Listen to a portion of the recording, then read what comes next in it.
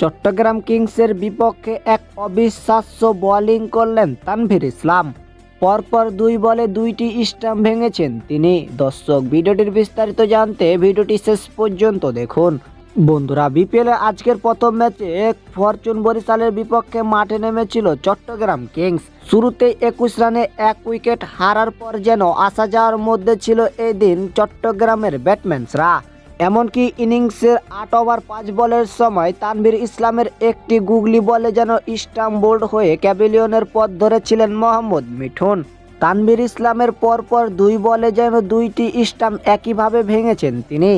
প্রথমেই মোহাম্মদ মিঠুন, এরপর ইলিয়াস সানি, পরপর দুজনেই যেন একইভাবে স্টাম্প বোল্ড হয়ে সাজঘরে ফিরেন।